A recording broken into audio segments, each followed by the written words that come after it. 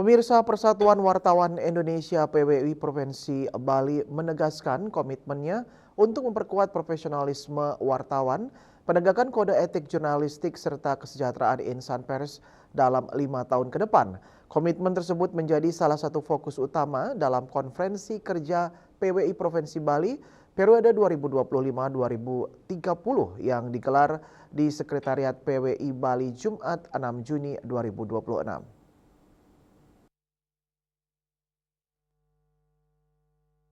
Konferensi kerja yang mengusung tema pers profesional kuat dan berdaulat itu dihadiri pengurus PWI Provinsi Bali serta pengurus PWI Kabupaten Kota Sebali. Kegiatan tersebut menjadi forum untuk menyusun arah kebijakan dan program kerja organisasi dalam memperkuat peran pers yang profesional dan bertanggung jawab. Ketua PWI Provinsi Bali Wayandira Arsana mengatakan penguatan profesionalisme wartawan menjadi agenda utama organisasi sesuai arahan PWI Pusat.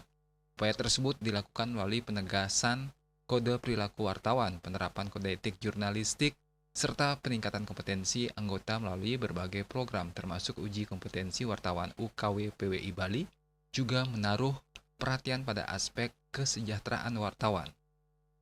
PWI akan terus memperjuangkan peningkatan kesejahteraan anggota melalui kolaborasi dengan berbagai pihak agar wartawan dapat menjalankan tugas secara profesional dan menghasilkan karya jurnalistik yang berkualitas.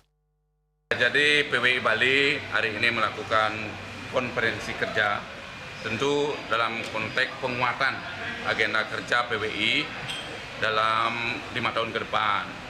Jadi sesuai arahan PWI Pusat, kami tentu akan berproses pada tingkat penguatan profesionalisme wartawan, mempertegas etika dan kelayakan menjadi wartawan. Tentu di sana ada proses UKW, nantinya mempertegas kode perilaku wartawan, termasuk penerapan kode etik jurnalistik dalam berkarya.